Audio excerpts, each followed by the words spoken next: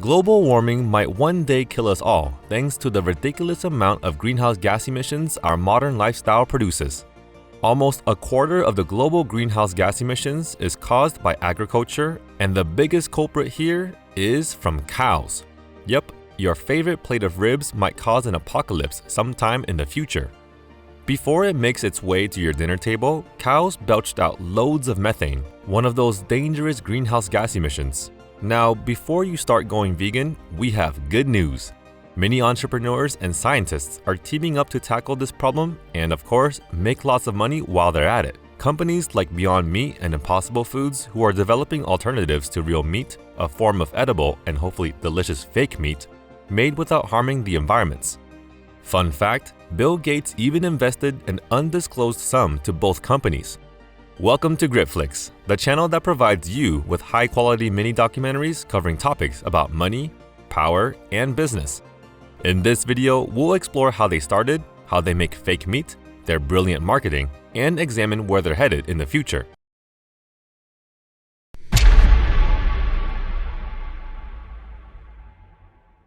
Ethan Brown started the company back in 2009 intending to win over meat lovers with its plant-based alternative. Beyond Meat's mission was to tackle climate change by changing the culture of meat consumption in the US. The chances that the product would be a success was slim. To have a shot at this near-impossible task, it was crucial for the fake meat to look, taste, and feel like real meat. Brown collaborated with different university professors to turn this vision into a reality. His efforts paid off. Beyond Meat's IPO debut in 2019 was one of the best in the last 2 decades. Their valuation went from $4 billion to more than $10 billion in a matter of months. Investors flocked to it with their dollars, giving the company enough resources to expand further. By July 2019, Beyond Meat could claim a market value of $11.7 billion, which was a huge increase from its pre-IPO valuation of $3.8 billion. But how did it get here? And will it last?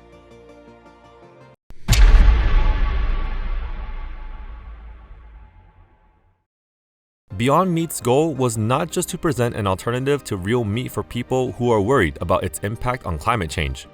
The broader goal of the company was to attract meat lovers on a large scale. To achieve that dream, they needed something that would have similar or better taste, texture, and aroma compared with real meat. Not to mention, the meat must be safe to consume and came with a reasonable price.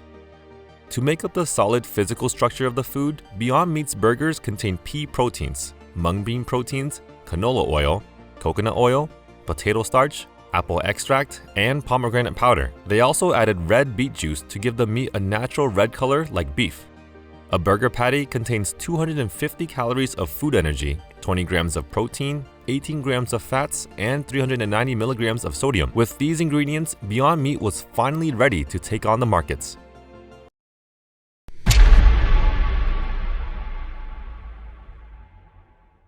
Ethan Brown took inspiration from the tech industry and implemented the model of rapid, relentless innovation, a growth-at-all-costs strategy. He focused the company and its R&D efforts into producing a variety of product options ranging from beefsteak, chicken nuggets, sausages, burgers, to even meat jerkies. This helped the company grow at a rapid pace. The company did not label its product as vegan and aimed to compete within the meat section of the grocery store.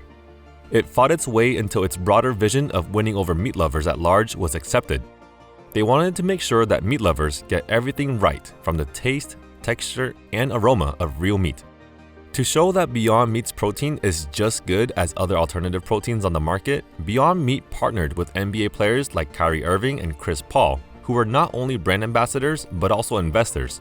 Even Snoop Dogg and Kim Kardashian joined in. Also, another key factor in its marketing strategy was its efforts to land big whales for store partnerships. Their product had already made a lot of publicity, and with investors pumping their money into it, they were successful in landing partnerships with big brands such as McDonald's, KFC, Pizza Hut, Subway, and Carl's Jr.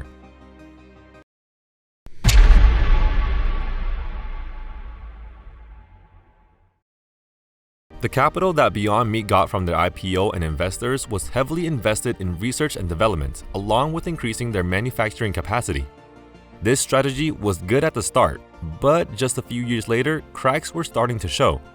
Their relentless innovation model, with continued upgrades and product expansions such as Beyond Burger 2.0 and more, had led Beyond Meat burning most of its capital by the end of 2022, and even taking on $1.1 billion in debt, despite not being profitable yet. At first, the company had good problems. It had to increase its supply to meet the insane demand. However, several botched products quickly brought the sales to a halt. Take a look at dinner sausage, launched in 2020.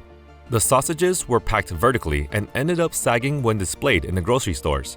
The unappealing look turned off most customers and planted a negative perception in their minds, and the few who bought it reported they didn't like the taste. Clearly, the marketing and packaging team dropped the ball. Beyond Meat had no choice but to pull them off the shelves. This was one of the many products that have faced similar problems. Insiders of the company blamed Ethan Brown for his aggressive growth approach. He attempted too hard to break into many product lines without understanding if there were any demand for it first. As a result, he had to create the demand by promoting his products.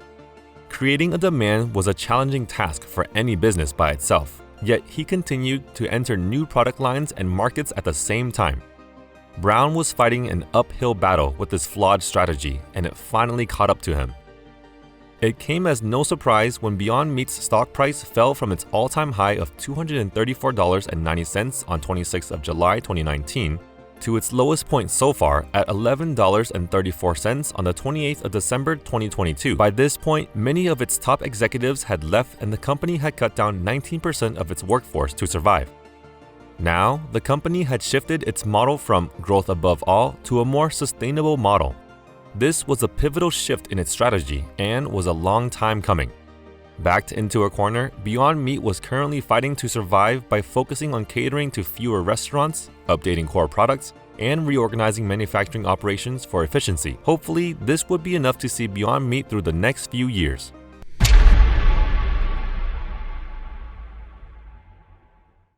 Impossible Food is the brainchild of Pat Brown. He founded the company in 2011, 2 years after the launch of Beyond Meat, with the same mission of combating climate change through alternative food production. A biochemist himself, he assembled a team of top-tier scientists to come up with a plant-based alternative to real meat.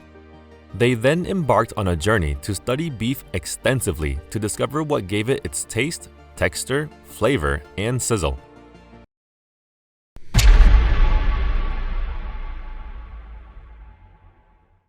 After 5 years of studying meat on a molecular level, they figured out a very important molecule, HEME. HEME was what made meat tasted like meat. It was present in plants and even more in animals, and it was an essential element that made humans crave the taste of meat since the Stone Ages. The main source of HEME in meat is the protein myoglobin. After researching various types of plants, Impossible Meat discovered a molecule that matched the one found in animals.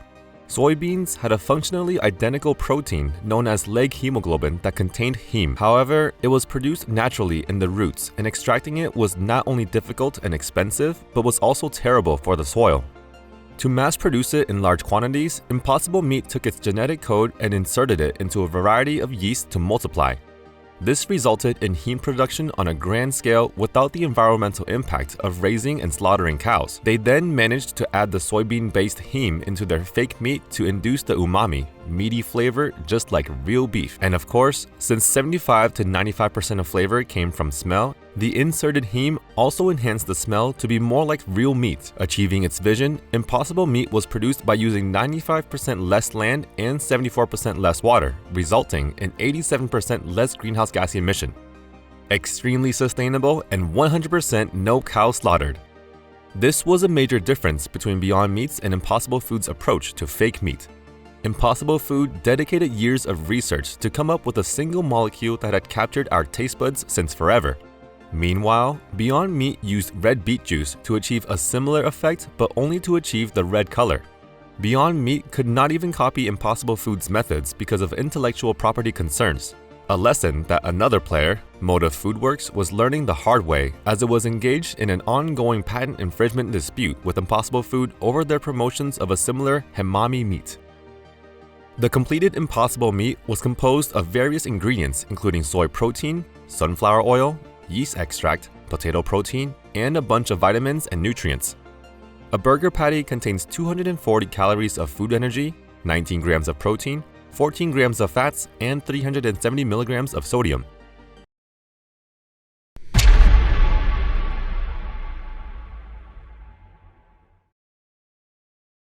Impossible Meat's marketing strategy had been very methodical, aligning its product with its vision. Their research to identify molecules to make plant-based meat similar to real meat gave a lot of credibility to their mission.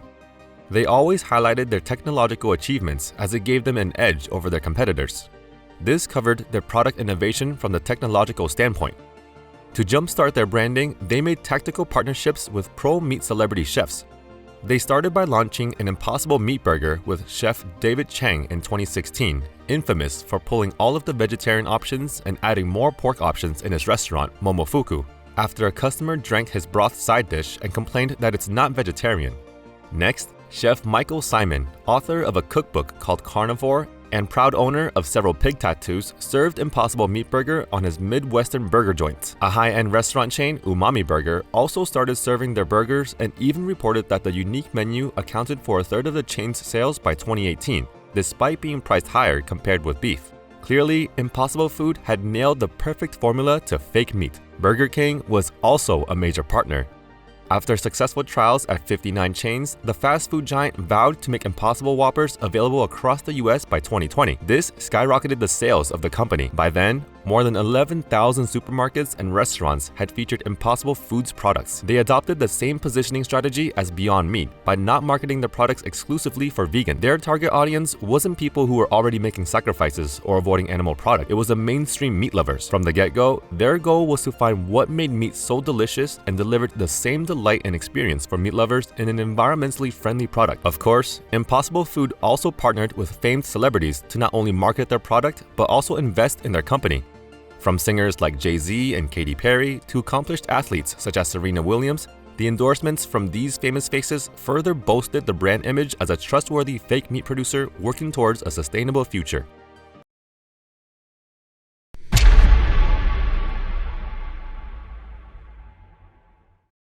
Impossible Food, despite being a late start compared with Beyond Meat, had emerged as a major competitor.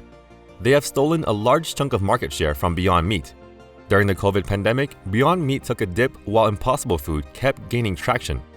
Most of Impossible Food's partnerships were with large chain restaurants that offered drive-through and delivery options. These distributors were more resilient during the pandemic, allowing Impossible to scale quickly and reduce costs. They also slashed the prices by 20% in restaurants and grocery stores to better compete with real meat products.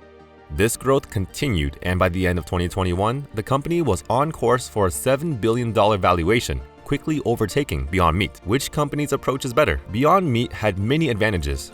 They had the first mover advantage and was able to land several large whales with its growth above all strategy.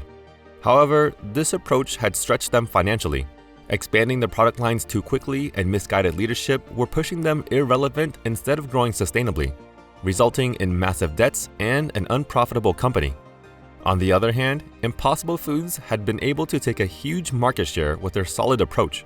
The company's gamble to invest 5 years to get a thorough understanding of meat before even having a product to sell paid off in huge dividends. That move set them up with a uniqueness that's difficult for competitors to copy. Once demand ramped up, they shifted focus to scaling up productions. To simplify the production process, Impossible Food also focused on a set of core products such as its beef patty, pork, and chicken sausages, a more conservative move compared with Beyond Meat's massive expansion of their product line. In terms of health benefits, both companies' products offered similar nutritional values. A 2022 article by Thrillist claimed that Impossible Foods meat patties tasted more like real beef compared with those offered by Beyond Meat, which was also tasty, just not beefy enough. Sounds like the HEME really was crucial after all. Unfortunately, both companies had come under fire for the high level of sodium found in their fake meat, which they reasoned was a downside of plant-based alternatives. They needed it to enhance the flavor. Impossible Foods also had to deal with questions related to the long-term health effects of HEME, which had been labeled as a coloring additive.